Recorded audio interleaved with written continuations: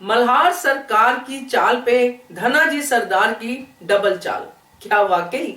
नमस्कार दोस्तों, स्वागत है आपका आपके अपने चैनल हंग्री स्पिरिट्स में। हंग्री स्पिरिट्स देख रहे हैं सारे दर्शकों का मैं अंजू शर्मा दिल से स्वागत करती हूँ। मल्हार सरकार के दिमाग में जब से ये बात आई है, जो कि अहिल्या के थ्रू ही आई है, कि धनेश्वर जो है वो असली गुनहगार नहीं है, वो किसी और का जुल्म अपने सर पे ले रहे हैं और इसीलिए वो बार बार अपनी कहानी वही दोहरा रहे हैं कि मैंने ही किया है, मैंने ही किया है। और तुकुजी भी इस बात पे अपनी सहमति दिखाते हैं। तो इसके बाद असली गुनहगार तक पहुंचने के लिए एक षड्यंत्र, एक चाल रची जाती है और वो चाल कामयाब भी होती हुई दिखाई देती है। मगर चलिए इस पे बात करते हैं। मगर पहले वही गुजारिश, जिन्होंने अभी तक चैनल को सब्सक्राइब नहीं किया है कर लीजिए, साथ में दोस्तों बेल आइकन दबाइएगा ताकि आपको हमारी वीडियोस के नोटिफिकेशन मिलते रहे। तो जैसे ही जेल पे हमला होना शुरू हुआ और जो वहां के सैनिक है उनको मारने की जगह उनको बेहोश करने का सिलसिला शुरू हुआ, तभी जो भी ये सीरियल रेगुलर देखते हैं उनकी समझ में आ गया होगा कि ये जो हमलावर है ये इन सैनिकों का हितैषी ही है, हित चिंतक ही है, क्योंकि वो उनको मार नहीं रहा है, सिर्फ बेहोश कर रहा है और उसका पर्पस सिर्फ धनेश्वर को रिहा करवाना है।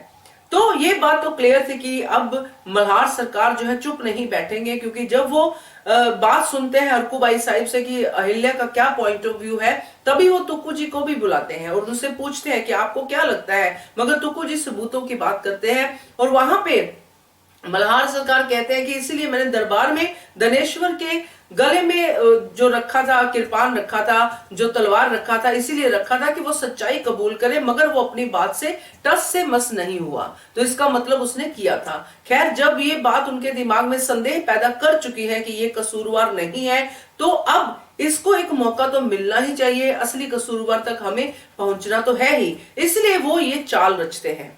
अब जो सैनिक तुकुजी भेजते हैं धनेश्वर के पीछे कि जाओ और जाके धनेश्वर का पीछा करो और देखो कहां कहां जाता है, परिवार के पास जाता है या उस आदमी के पास जाता है जिसने इसको प्लांट किया है, तो हमें पूरी सच्चाई का पता चल जाएगा। अब तुकुजी के सैनिक जाते हैं और तुकुजी के सैनिक ये चिंता भी जताते हैं कि जो मल्हार सरकार यानी कि जो वाड़े के सैनिक है, जो कारागर के सैनिक है, वो भी तो इसके पीछे हैं, क्योंकि मल्हार सरकार ने कहा है कि इसको ढूंढना है जल्दी से जल्दी।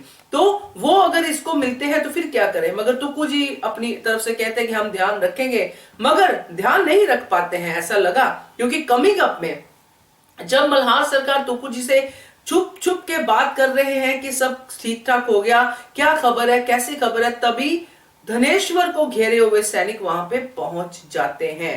अब यहाँ पे दो ही लोग हैं जो धनेश्वर के पीछे हैं, एक तो तुकुजी के सैनिक, दूसरे मल्हार सरकार के सैनिक जो कि वाड़े के हैं। अब ये कौन से सैनिक है जो उसको घेर के लेके आ गए हैं?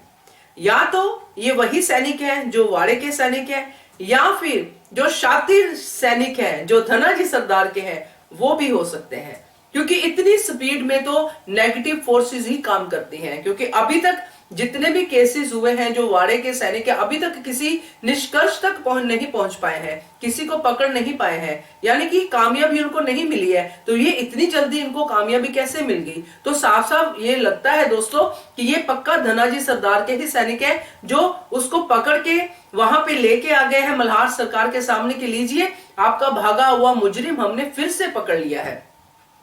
इसलिए तो मल्हार सरकार हैरान हो जाते कि अरे इसको तो हमने भेजा था ताकि हम इसके पीछे जाएं और पता लगाएं कि कहां पे है इसकी सच्चाई, मगर वो सामने खड़ा है। तो सारी चाल जो है वो फ्लॉप होती हुई दिखाई दे रही है। तो ये फ्लॉप करने वाले धनाजी सरदार के अलावा और कोई हो नहीं सकता। आपका क्या अंदाजा है? कमेंट करके बताइए। देखते रहिए channel hungry spirits. Thank you so much.